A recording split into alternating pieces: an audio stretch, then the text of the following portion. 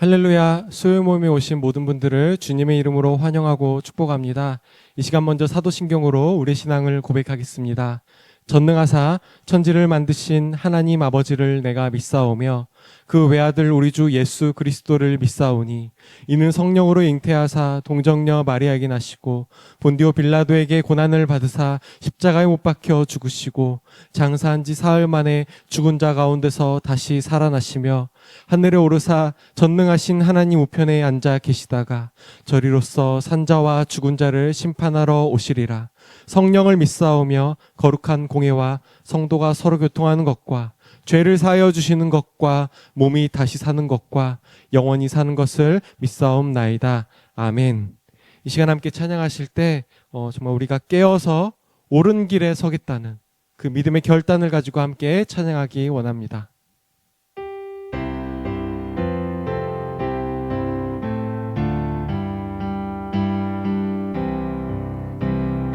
길 따르라 의의 길을 세계 만민이 의의 길 이 길 따라서 살 길을 온 세계에 전하세 만 백성이 나갈 길 어두운 밤 지나서 동튼다 환한 빛 보아라 저빛 주 예수의 나라 이 땅에 곧 오겠네 오겠네 주 예수 따르라 승리의 주 세계 만민이 돌아갈 길과 진리요 참 생명 내 창검을 무쓰고 다 따르라와 평화 어두운 밤 지나서 동튼다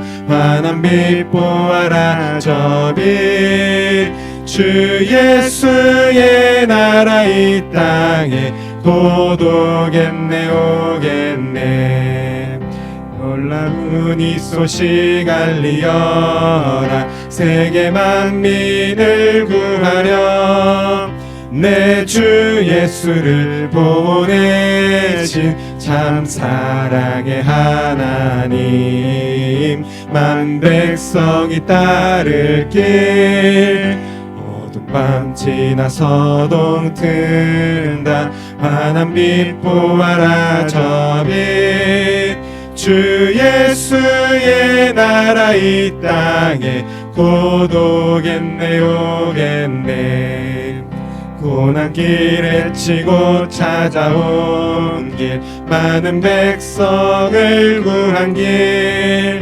모두 나와서 믿어라 온 세상이 마침내 이 진리에 살겠네 어두운 밤 지나서 동튼다 환한 빛 보아라 저빛 주 예수의 나라 이 땅에 곧 오겠네 오겠네. 아멘. 하나님 나라를 바라보는 우리가 되기를 소원합니다. 하나님의 공이신 예수님의 통치를 소망하며 또 바라보는 그 믿음의 고백으로 함께 찬양하기 원합니다.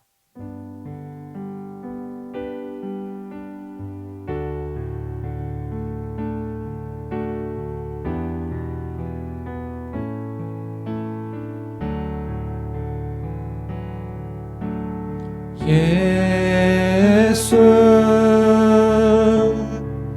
하나님의 공의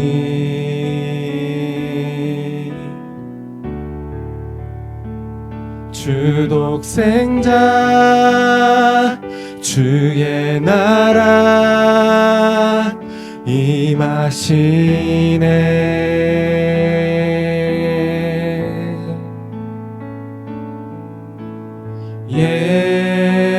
예수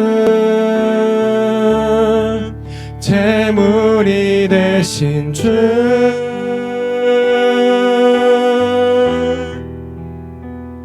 영광 중에 그의 나라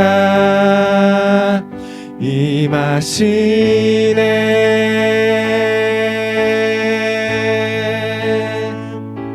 주의 나라 영원하며 그의 영광 무궁하리. 왕의 위엄과 능력이 이제 임하였으니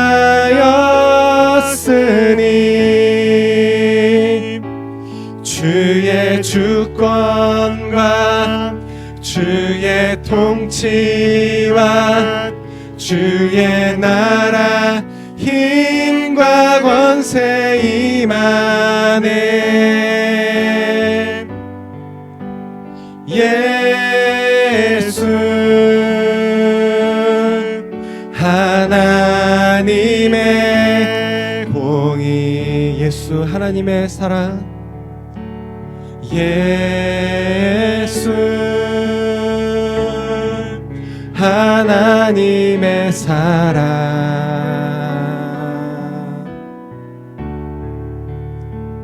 주네와 말씀으로 나타났네.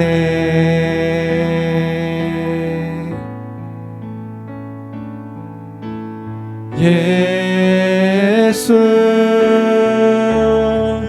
거룩한 하나님,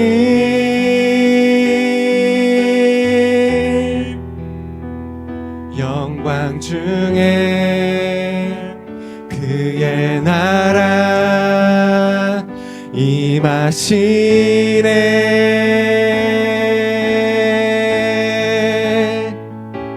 주의 나라 영원하며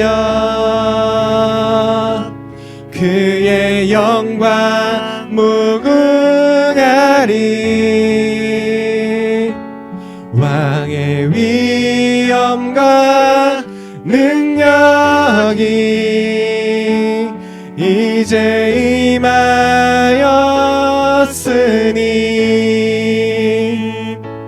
주의 주권과 주의 통치와 주의 나라 힘과 권세 임하네. 예수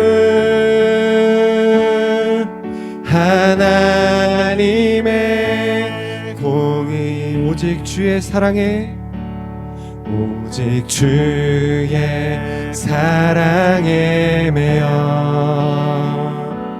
내 영 기뻐 노래합니다.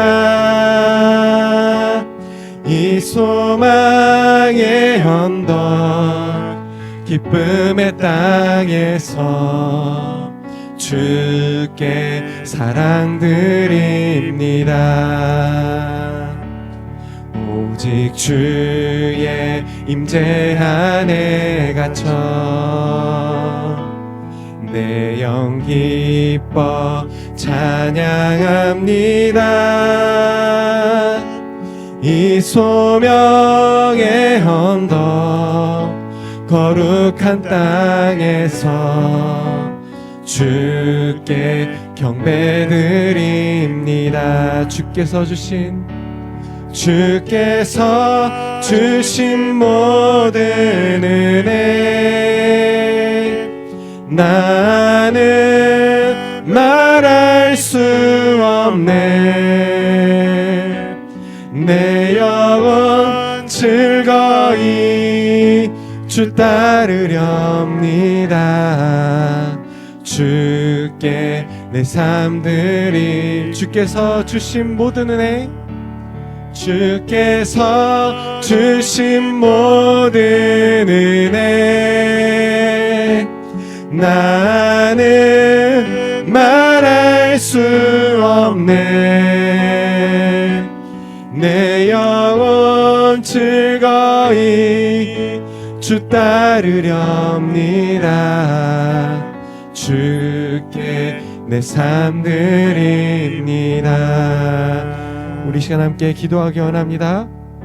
기도하실 때 주님께서 허락하신 매일의 소명의 삶을 저희가 잘 감당할 수 있게 해달라고, 또 오늘 수요 모임을 통해서 주님을 소망하고 살아가는 저희의 삶에 다시 한 번 더 기쁨을 회복시켜 주시라고 함께 그 고백을 가지고 같이 기도하기 원합니다. 같이 기도하시겠습니다. 하나님 아버지, 저희의 매일의 소명의 삶에 주님 정말로 제가 잘 감당할 수 있는 기쁨을 다시 한 번 더 허락하여 주시옵소서.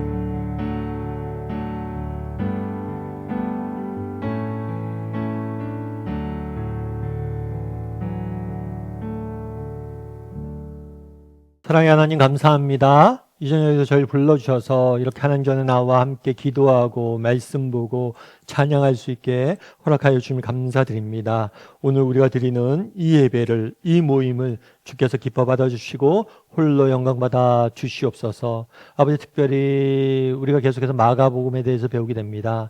특별히 마지막 때, 마지막 날에 대해서 배우게 됩니다. 마지막 시대를 살아가는 우리가 어떤 삶의 태도와 자세로 살아갈지에 대해서 다시 한번 돌아보게 도와주시고, 나는 어떻게 살아가는지, 살고 있는지 다시 한번 점검하고 깨어 기도할 수 있는 그런 시간이 될 수 있도록 주께서 붙잡아 주시옵소서. 은혜 감사를 드리며 마칠 때까지 함께 할 줄 믿사오며 모든 말씀 예수님의 이름으로 기도드립니다. 아멘. 이 시간에는 옥하는 목사님 다락방 교재죠. 마가복음 2권 47과입니다. 주의하라 깨어있으라 라는 제목을 가지고 마가복음 13장 14절부터 37절까지 말씀을 함께 살펴보았으면 좋겠습니다. 먼저 마음의 문을 열면 같이 한번 읽어볼까요? 예수님은 당시의 제자들과 오늘을 사는 우리가 미혹당하지 않도록 조심해야 할 것들을 미리 말씀하셨다. 그런 다음 이제는 예루살렘 멸망 직전에 일어날 끔찍한 일들을 구체적으로 예언하셨다. 그리고 그 사실들을 가지고 자신의 재림 시에 일어날 사건들을 함께 묘사하셨다. 그렇다면 우리는 어떻게 말세를 준비해야 할까? 오직 깨어있는 것만이 가장 안전한 길이라고 주님은 몇 번이고 힘주어 말씀하고 계신다. 만약 졸고 있다면 이 시간 정신을 차리고 깨어 있어야 할 것이다. 네. 오늘은 무엇에 대해서 배우게 되죠? 예수님의 가르침, 특별히 예루살렘 멸망 직전에 있었던 끔찍한 일들에 대해서 우리가 배우게 돼요. 이거에 대해서 예언을 하셨어요. 예루살렘 멸망에 대해서 실질적으로 예언을 하셨습니다. 그런데 이 역사적 사건에 대한 예언뿐만 아니라 재림 때, 그러니까 예수님이 다시 오실 그때 직전에 일어날 일들에 대해서도 가르쳐 주시길 원하셨어요. 그래서 예루살렘 멸망과 재림 때 일어날 사건에 대해서 이렇게 가르쳐 주셨는데, 이 부분에 대해서 우리가 배우게 됩니다. 그런데 지난 시간에도 우리가 살펴봤지만 이때 중요하게 주의할 게 있어요. 그건 뭐냐면 우리의 초점은 언제나 뭐에 있어요? 언제 이러한 일이 일어날지, 무엇이, 어떤 일이 일어날지에 대해서 관심이 있어요. 그런데 예수님의 관심은 여기에 있지 않아요. 언제 무엇이보다 더 중요한 건 뭐냐면 너희가 어떻게, 어떤 자세로, 어떤 태도로 이 시기를 살아갈 것인가, 이 부분에 대해서 가르쳐 주길 원하셨던 거예요. 그래서 우리도 이제 다락방이나 이렇게 이런 마지막 때에 대해서 배울 때는 뭐 무슨 일이 언제 어떻게 일어난다 이런 것들을 아는 게 아니라 우리가 어떻게 살아야 될지에 대해서, 어떤 삶의 자세와 태도로 살아야 될지에 대해서 초점을 맞춰서 이 부분을 중심으로 살펴볼 필요가 있습니다. 그래서 오늘은 마지막 때 우리가 어떤 삶의 태도를 가져야 될지에 대해서 몇 가지 이야기를 좀 다루게 될 거예요. 우리 1번 문제 같이 한번 읽어볼까요? 아래의 글은 멸망에 가증한 것에 대한 설명이다. 멸망에 가증한 것이 나타나면 무엇을 하라고 말씀하셨는가? 예. 교재 아래의 글 멸망에 가증한 것에 대해서 적혀 있으니까 여러분 다락방에서 함께 같이 읽어보시면 됩니다. 그리고 14절은 이렇게 되어 있죠. 멸망에 가증한 것이 서지 못할 곳에 선 것을 보거든 읽는 자는 깨달을진저 그때 유대에 있는 자들은 산으로 도망할지로다 라고 되어 있어요. 멸망에 가증한 것이라는 표현이 나옵니다. 이 멸망에 가증한 것들이란 무엇일까요? 이것은 멸망을 부르는, 멸망을 가져오는, 멸망으로 사람들을 인도하는 가증한 것, 있어서는 안 될 것이다 이런 의미겠죠. 이런 것들이 서지 못할 곳, 이 서지 못할 곳은 그 가증한 것들 잊지 말아야 될 그곳에 선 것을 보거든, 서 있는 것을 보거든 이란 의미예요. 그러면 이 멸망에 가증한 것들이 선다는 게 무슨 의미일까요? 이게 어떤 의미일까요? 이것의 의미는 뭐냐면 역사적 사건, 첫 번째는 역사적 사건이에요. 역사적 사건은 뭐냐면 AD 70년에 있는 로마의 침략이에요. 로마가 예루살렘을 침략해서 예루살렘 성전을 파괴하는 사건입니다. 그래서 예루살렘 성전을 파괴하고 하나님의 이름을 모욕하고 거기에 막 돼지 피를 뿌리고 막 우상을 거기다 갖다 놓고 정말 부정한 짐승들을 그곳에 부정한 것들 그곳에 배치하고 막 이런 것들. 그래서 멸망에 가증한 것. 이런 부정한 거나 이런 우상들이 서지 못할 곳, 성전에 선 것을 보거든. 그렇게 성전이 파괴되고 성전이 훼손되는 것을 보거든. 이러한 의미예요.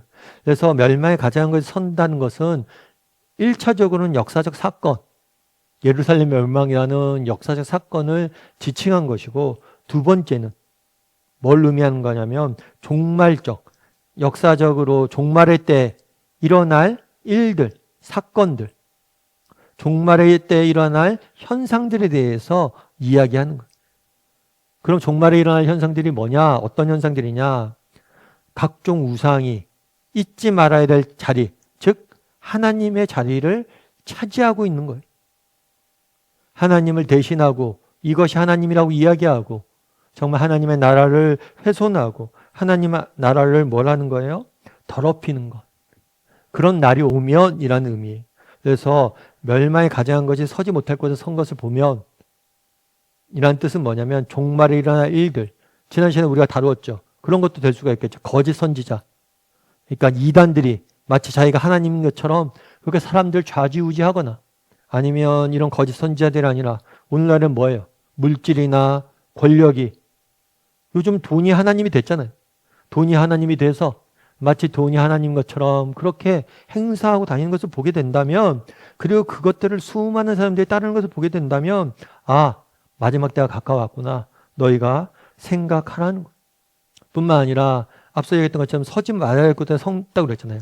그때 로마의 제국이 로마가 예루살렘을 침공합니다. 그래서 성전을 파괴해요. 그리고 성전을 더럽혀요. 막 부정한 것들을 뿌리고 그곳에 놓고 성전을 훼손시킵니다. 마찬가지죠. 요즘 우리 사회도 어때요? 뭐 기독교를 개독교라고 부르면서 기독교를 조롱하고 기독교를 핍박하고 기독교에 대해서 안 좋게 이걸 계속해서 만들잖아요. 이런 현상들, 이런 다양한 현상들, 마지막 때 일어나는 다양한 현상들을 두고 표현한 것이. 그러니까 두 가지 면에서 멸망이 가증한 것이 서지 못할 곳에 선다는 것은 두 가지 현상이에요. 첫 번째는 역사적 사건이고 또 한 가지는 마지막 때 종말, 예수님이 오시기 직전에 나타나는 현상들에 대해서 이야기합니다. 그때가 되면 뭘 하라고 그랬어요? 그때 유대에 있는 자들은 산으로 도망쳐라. 유대에 있는 자들, 그러니까 유대에 있는 자들은 하나님을 믿는 백성이죠. 믿는 백성은 산으로 도망쳐라 라고 이야기해요. 그래서 이 산으로 도망치라는 것은 물리적으로, 그러니까 물리적으로 역사적 사건, 그러니까 유대 예루살렘에 로마가 침공해 왔을 때 그때는 정말 그 침략군을 피해서 도망가라는 의미예요. 그런데 말세에는 뭐냐면 산으로 도망가라는 것은 뭐냐면 그만큼 거리적으로 육체적인 물리적인 거리가 아니라 정말 그곳으로부터 멀어져라. 가까이 하지 마라.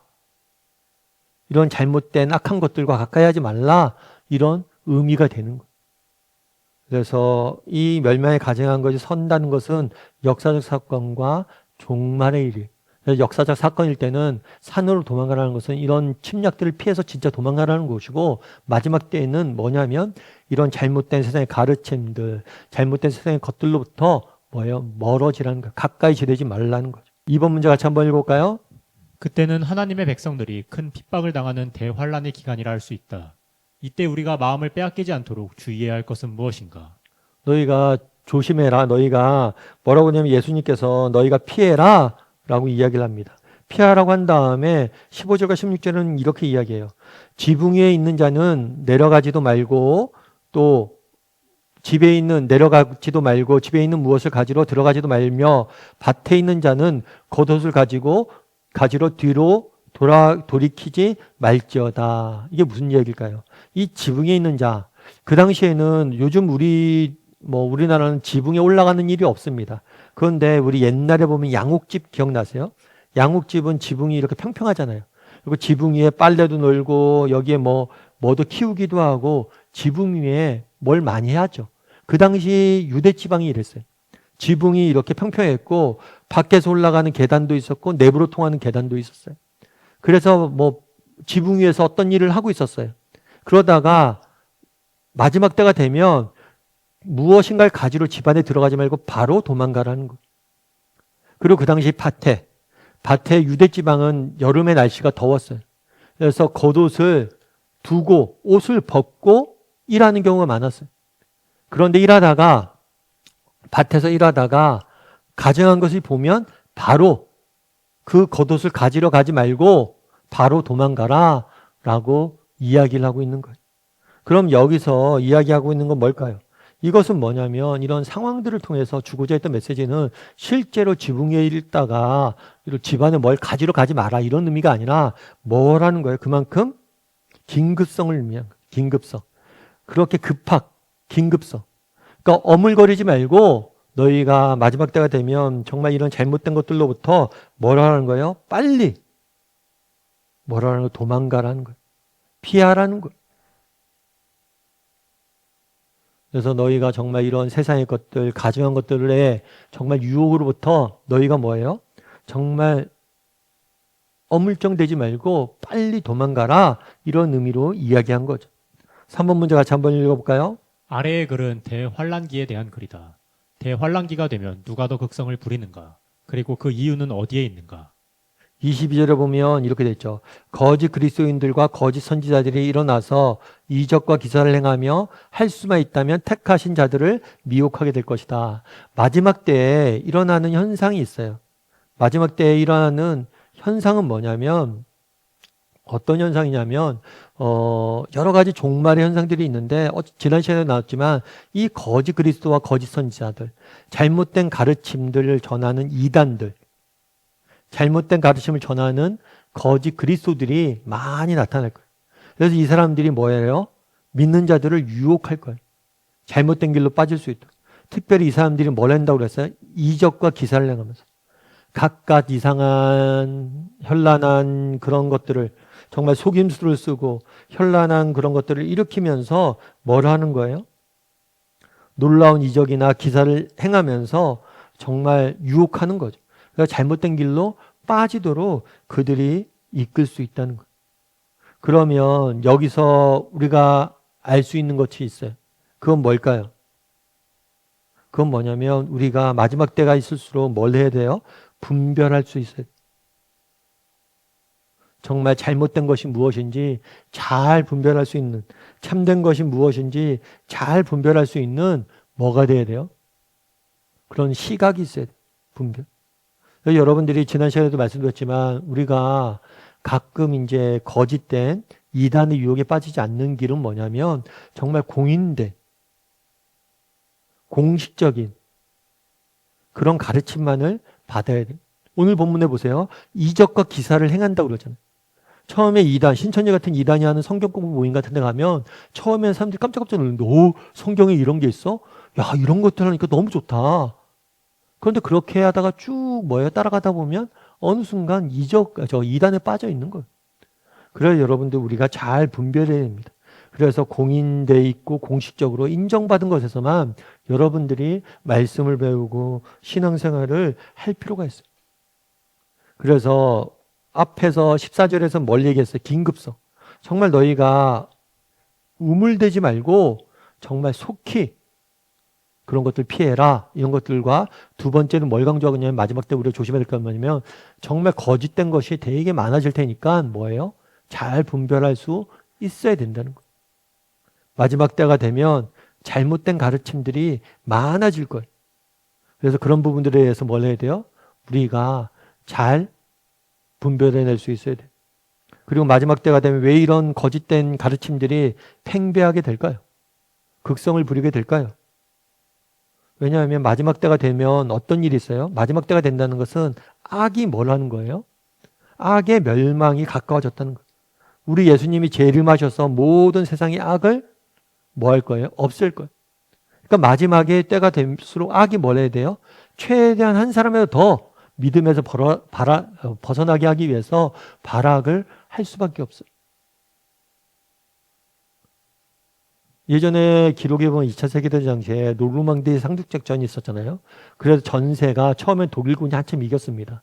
그런데 노르망디 상륙작전 다음에 연합군이 승승장구하기 시작했어요. 이기기 시작했어요. 그래서 점점 이제 멸망날이 가까워졌잖아요. 그런데 독일 사람들도 알아요. 독일 나치가 알았대. 자기들이 전쟁에 졌다는 거. 하지만 우리는 끝까지 저항하는 거예요. 끝까지 뭐 하는 거예요? 발악을 하는 거죠. 마찬가지예요. 여러분 정말 악이 멸망이 다가온다고 악이 선해지지 않아요. 포기하지 않아요. 오히려 더 자신들의 끝이 다가올수록 예수님의 재림이 다가올수록 더 발악을 하고 악이 극성을 하게 돼 있다는 거예요. 거짓 가르치면 그만큼 더 심해질 수 있어요. 그래서 여러분들이 이것들에 대해서 경각심을 가져야 됩니다. 그리고 여기는 대환란의 글이 하나 있는데 대환란의 글의 내용은 이런 거예요. 한번 읽어볼까요? 같이 읽도록 하겠습니다. 대환란기에 대해서는 두 가지 입장이 서로 맞서고 있다. 교회는 대환란 전에 휴거를 당한다는 학설이 있는가 하면 대환란을 다 치르고 휴거를 한다는 학설이 있다.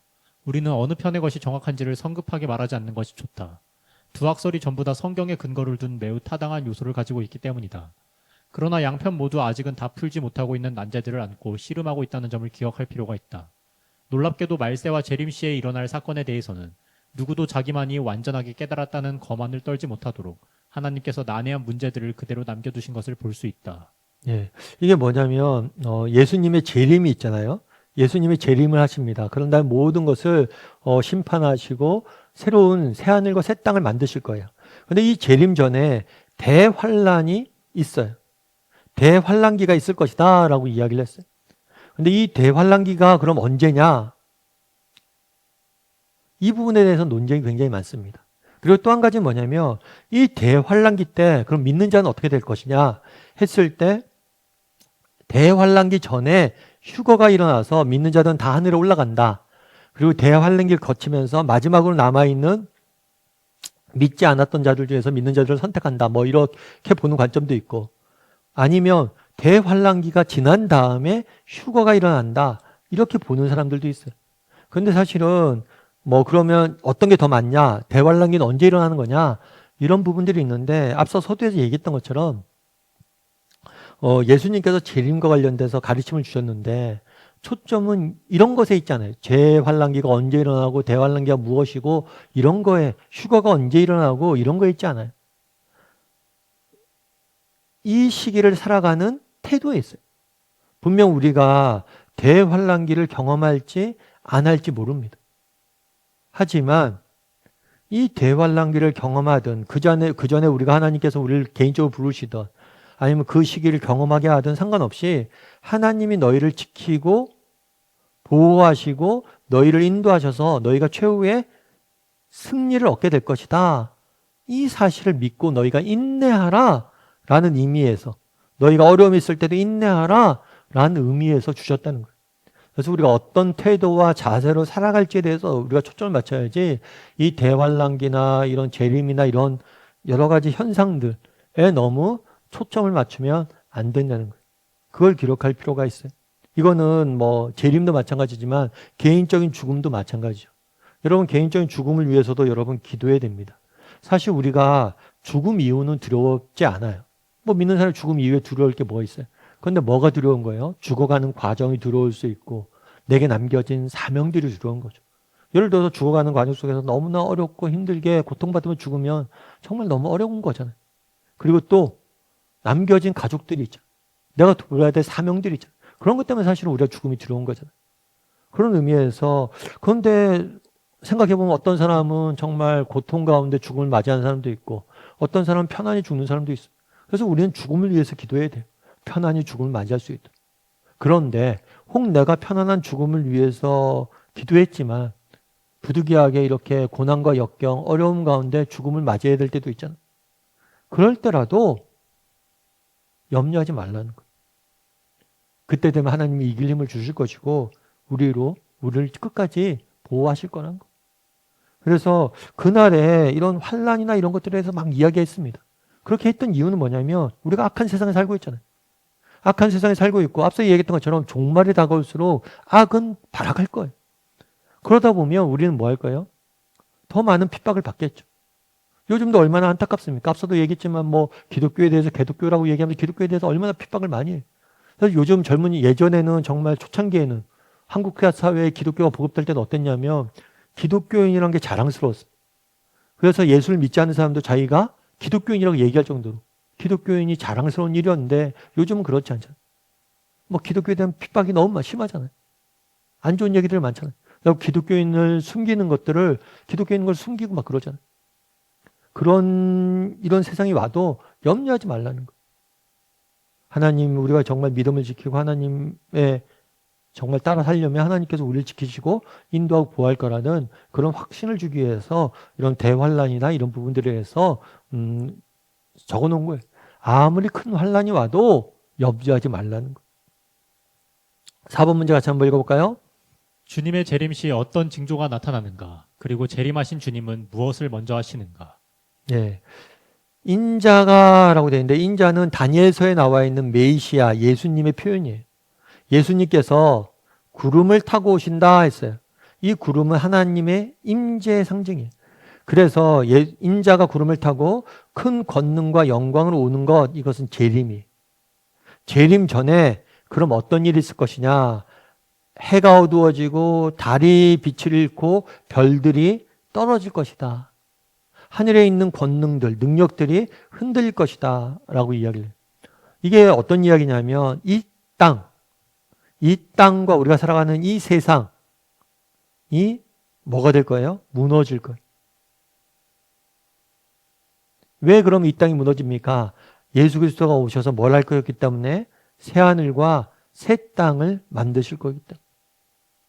그래서 예수님이 다시 오시는 재림하게 되면 새하늘과 새 땅이 열릴 거예요. 그래서 과거의 것들은 다 사라지게 될 것이다. 이것을 별이, 해가 사라지는 것으로 묘사를 해놓은 거예요. 근데 정확히 뭔지는 몰라요. 새하늘과 새 땅의 모습이 어떤 것인지 우리가 알 수는 없어요. 그런데 새하늘과 새 땅이 오기 전에 과거의 그런 것들이 무너져 내릴 것이다. 새로워질 것이다, 세상이. 그건 분명히 알 수 있는 거예요. 그런데 이 새하늘과 새 땅을 하기 전에 하실 일이 있어요. 그건 뭐냐면 천사들을 보내서 뭘 할 거라고요? 자신이 택한 자들을 땅으로부터 하늘에까지 사방에서 모을 것이다. 다르게 말하면 앞서 얘기했던 것처럼 대환란이나 역경이나 고난이 있겠지만 하나님께서 자신의 백성들을 보호하시고 인도하셔서 최후 승리를 주실 것이라는 것을 보여주신 것. 그래서 예수님이 다시 오신 이유는 뭐냐? 우리에게 뭘 주시기 위해서? 최후 승리를 주시기 위해서 그러니까 너희가 너무나 염려하지 말고 담대하게 믿음을 지키라는 거예요. 실제로 예수를 믿기 때문에 수많은 초대교회 성도들이 핍박을 받고 어려움들이 있었지만 때로는 사자굴에 끌려가기도 했지만 결국에 내가 마지막 날 너희를 다 모을 것이다. 그리고 우리가 승리할 것이다. 그렇게 말씀하시는 거예요. 5번 문제 같이 한번 읽어볼까요? 당신은 주님이 말씀하신 일들이 실제로 눈앞에서 일어나리라는 것을 굳게 믿고 있는가? 만일 의심이 남아있다면 31절의 말씀을 가지고 깨달은 바를 말하라. 네, 뭐라고 얘기해요? 천지는 없어지겠거니와 내 말은 없어지지 않을 것이다. 이 세상 모든 것들은 뭐예요? 임시적이고 일시적입니다. 다 사라집니다. 이 땅의 부, 명예, 업적 한 가지도 영원한 게 없어요. 그런데 유일하게 영원한 게 있어요. 그건 뭐예요? 하나님의 말씀. 하나님의 말씀만 영원하고 하나님 말씀만은 반드시 뭐예요?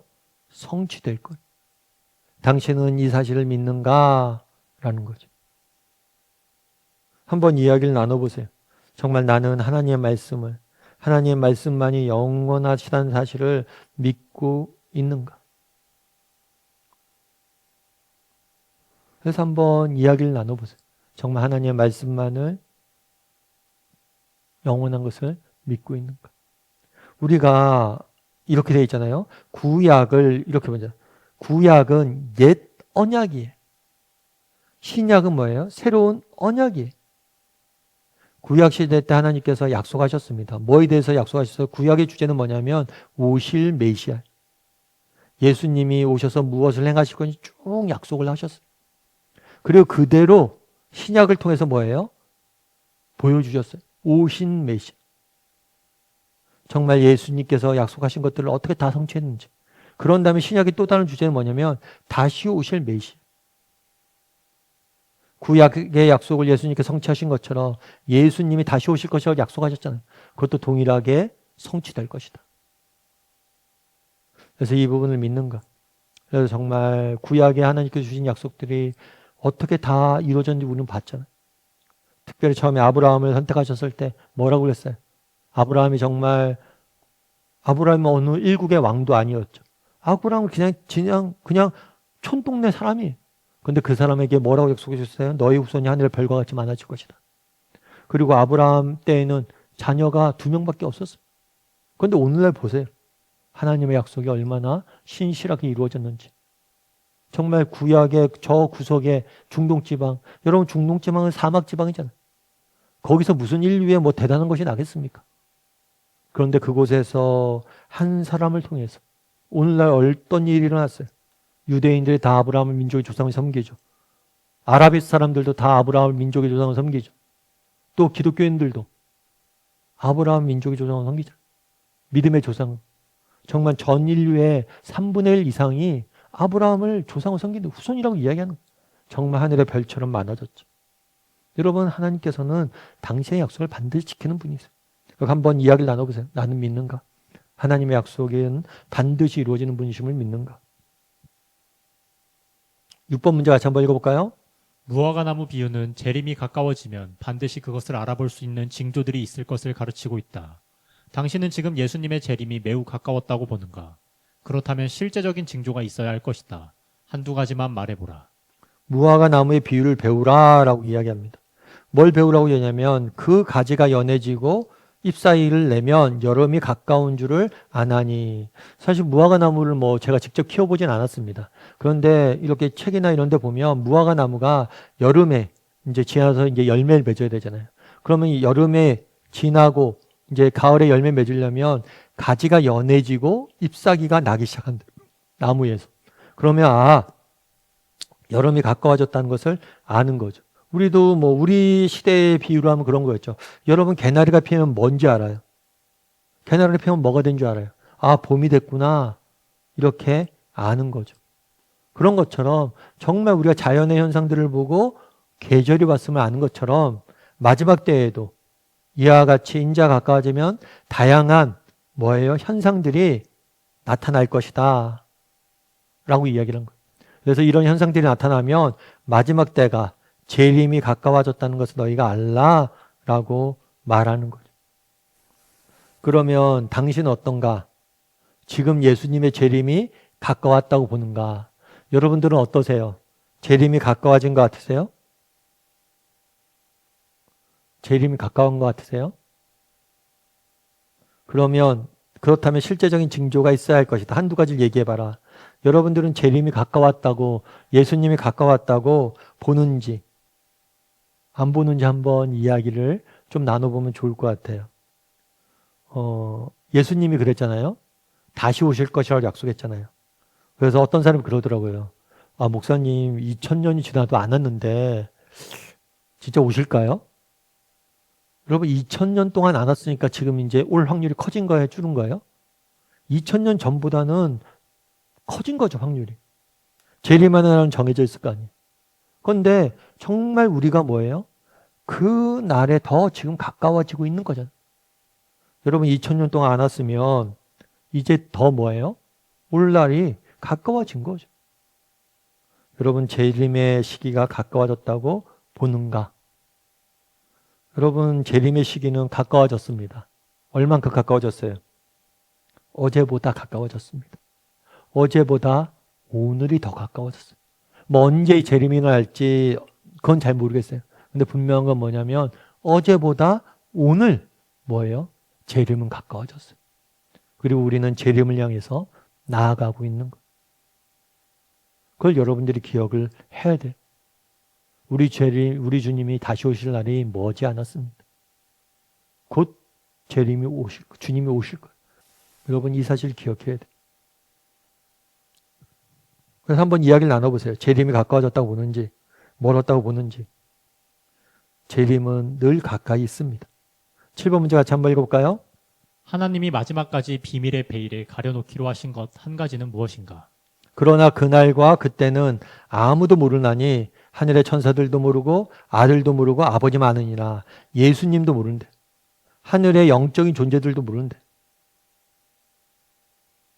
오직 아버지만 안다라고 이야기합니다. 그리고 이거는 권위의 문제이기도 해요. 실제로 인지의 문제라기보다는 권위의 문제이기도 합니다. 예수님은 어쩌면 마지막 날이 언제인지 아셨을지 몰라요. 하지만 모른다고 이야기한 것은 오직 하나님만이 그날을 정했고 그날을 하나님만이 선포할 수 있기 때문에 권위의 문제로 하나님만이 아는 비밀로 남겨두기 위해서 그렇게 이야기한 것일지 모르죠. 그래서 마지막 때와 마지막 날은 뭐라고요? 아무도 몰라요. 아무한테도 알려주지 않아요. 어떤 하늘의 영적인 존재에도 알려주지 않았어요. 오직 누구만이? 하나님만이 아신다라고 이야기합니다. 그러면 왜 알려주시지 않을까요? 왜 알려주시지 않았을까요? 여러분, 우리에게 우리의 유익을 위해서 그런 거예요. 여러분, 우리 가끔 그런 생각이 있어요. 아, 마지막 때를 알면 좋겠다. 그런데 여러분 정말 마지막 때를 알면 좋을까요? 여러분이 죽는 날을 알면 좋을 것 같으세요? 야, 양 목사, 너 10년 뒤에 죽어.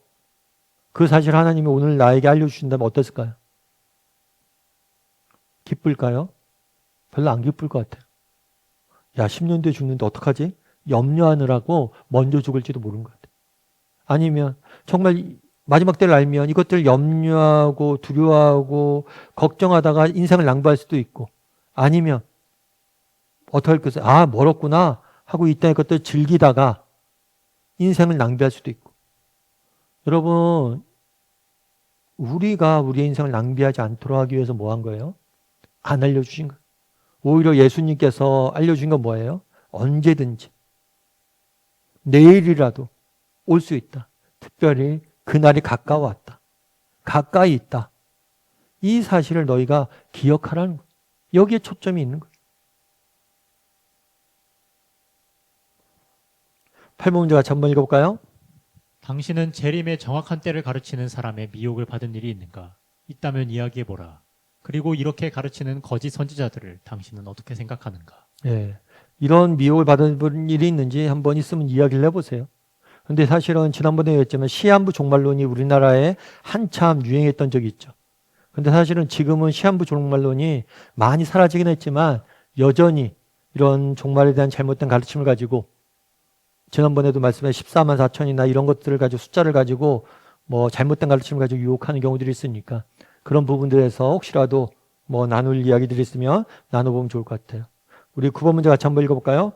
말세를 기다리는 우리에게 경각심을 주시기 위해 예수님이 반복해서 말씀하신 것은 무엇인가?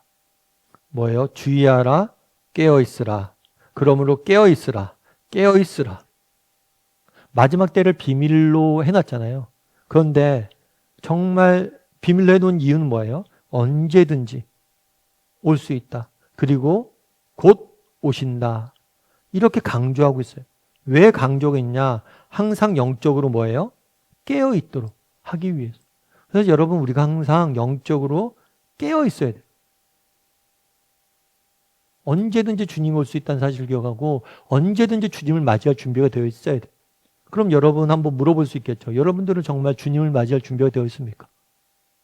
오늘 밤이라도 예수 그리스도를 맞이할 준비가 되어 있냐는 거예요. 안 돼요. 예수님 오늘 오시면 안 돼요. 제가 해야 될 일이 많습니다.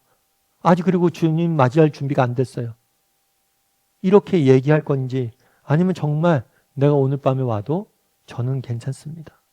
주님 마라나타 주여 속히 오시옵소서라고 고백할 수 있는지, 여러분 영적으로 정말 준비가 되어 있는지, 우리가 영적으로 준비가 되어 있는가 한번 자문해봐야 돼. 깨어 있어야 돼. 깨어 있어. 깨어 있다는 건 뭐예요? 맞이할 준비가 되어 있는 거예요. 정말 영적으로 예수님을 오늘 저녁에 와도 나는 맞이할 준비가 되어 있는지 한번 물어보세요. 현대사회의 가장 나타나는 특징 중에 하나는 뭐냐면 죽음을 잊게 만든다는 거예요. 죽음에 대해 생각하지 않게 만든다는 거예요. 그렇죠. 예전에는 죽음이 굉장히 우리 주변에 가까이 있었던 것 같아요. 저 어렸을 때만 해도 제 친구들 중에서도 죽은 아이가 있었고, 또 할머니나 주변 친구들의 죽음에 대해서 장례식에도 많이 가고 그랬어요. 근데 요즘은 그렇지 않죠. 주변에 친구들도 없어지고 개인화되면서 정말 장례식장 갈 일이 점점 줄어요. 그리고 병문안 갈 일도 요즘 없잖아요. 그러니까 점점 죽음을 멀리하면서 마지막 때를 잊고 현재에만 집중하게 만들고 있어요. 그런데 우리가 이 땅을 살면서 늘 기억해야 될 게 뭐냐면 오히려 마지막 때. 이 땅의 삶이 영원하지 않음을 기억하고 마지막 때를 정말 오늘 밤에도 우리 주님이 오실 수 있다는 사실을 기억하고 깨어 있어요. 주님을 맞이할 준비가 되어 있어야 되는 거. 그래서 내 신앙이 정말 믿음의 고백은 구원의 확신이 있는지, 정말 믿음은 제대로 고백하고 있는지, 정말 하나님을 사랑하고 정말 하나님 따라 살려고 노력한 사람인지 깨어 있는지 늘 점검을 해봐야 돼. 그래서 한번 점검을 해봐야 돼. 나는 오늘 밤이라도 우리 주님을 맞이할 준비가 되어 있는 사람인가? 10번 문제 같이 한번 읽어볼까요? 36절에 주인이 올 때 잔다는 것은 무슨 의미인가? 재림을 기다리는 우리는 어떻게 살아야 하는가? 예, 잔다는 건 무슨 의미예요? 영적인 나태함. 영적인 나태함. 준비되지 않음. 뭐 이런 거겠죠. 정말 맞이할 준비가 안 돼 있는 거죠. 그래서 특별히 누가 보면 뭐라고 그래요? 스스로 조심하라. 그렇지 않으면 방탕함과 술 취함과 생활의 염려로 마음이 둔하여지고 뜻밖의 그날이 덕과 같이 너희에게 임할 것이다. 그러니까 뭐냐면 이 방탕함과 술 취함, 생활의 염려 재밌어요. 이건 하나인데 두 가지 모습이에요. 우리가 이 땅의 것들을 즐기다가 이 땅의 것들을 즐기고 이 땅의 것들을 추구하고 이 땅의 것들만 그렇게 맛보다가 뭐예요? 주님을 잊고 살아갈 수 있죠.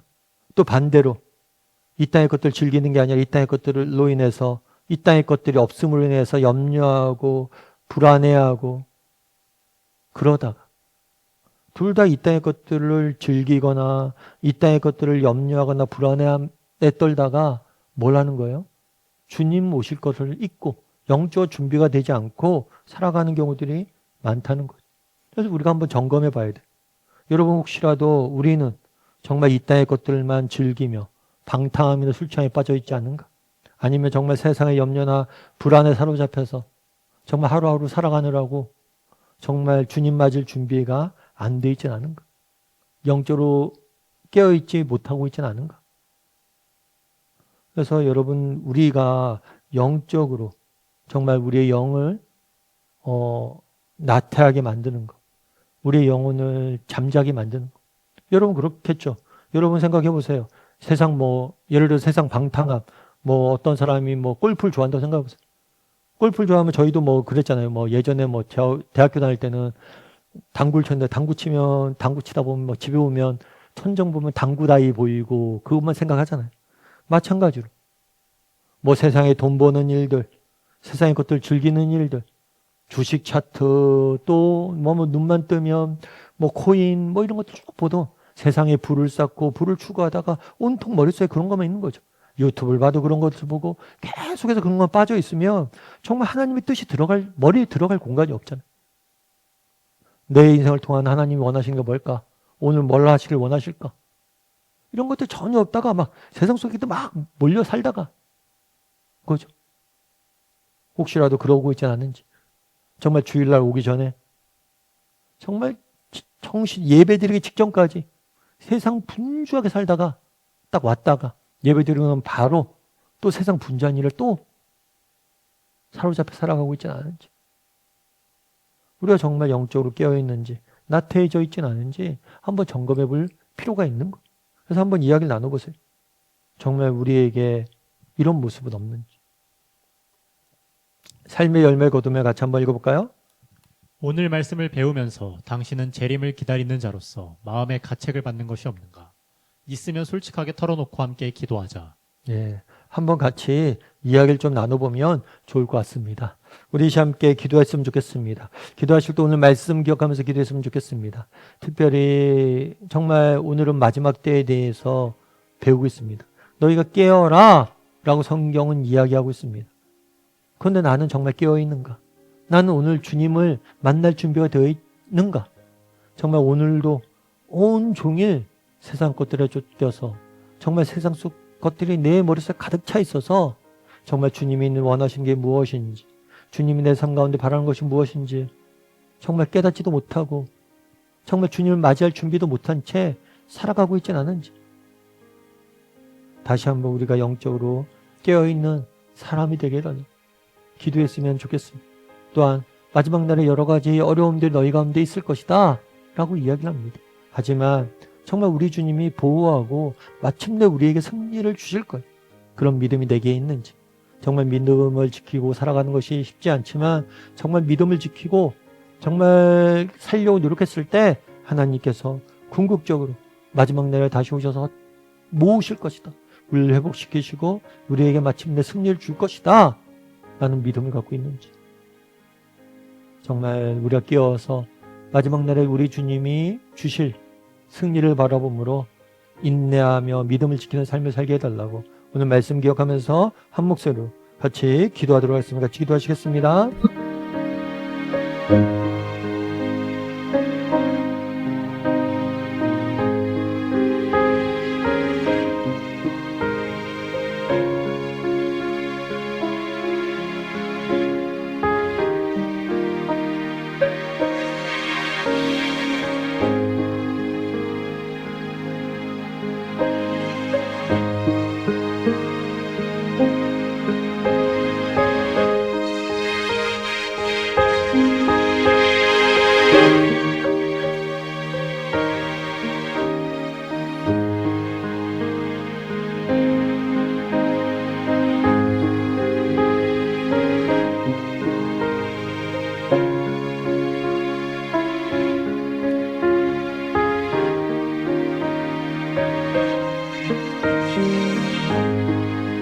사랑의 하나님, 오늘 또 이렇게 수요 모임으로 저희가 함께 말씀을 나눌 수 있게 허락해 주시면 감사드립니다. 특별히 마지막 때 우리가 어떻게 살아야 될지에 대해서 한번 나누었습니다. 아버지 하나님, 우리가 영적으로 날마다 깨어있게 도와주시옵소서. 정말 우리 주님이 오늘 밤이라도 우리를 찾아올 수 있습니다. 정말 늘 깨어서 주님 맞이할 준비가 되어 있게 도와주시옵소서.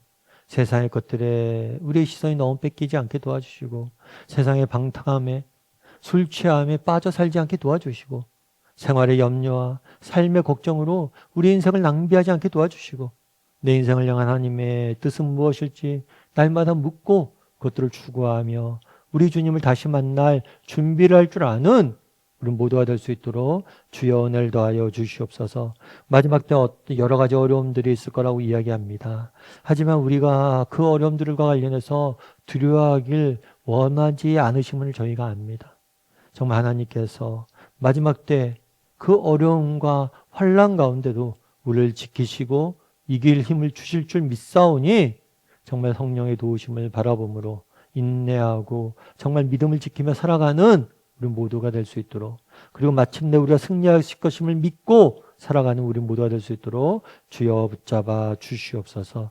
하나님께서 이번 한 주간도 우리를 지킬 줄 믿사오며 또 다락방 모임 가운데 함께하여 주셔서 다시 한번 우리 서로의 삶을 점검하고 영적으로 깨어나는 그런 다락방이 되길 소망하오며 모든 말씀 예수님의 이름으로 기도드립니다. 아멘. 하늘에 계신 우리 아버지여, 이름이 거룩함을 받으시오며 나라의 마옵시며 뜻이 하늘에서 이루어진 것 같이 땅에서도 이루어지이다.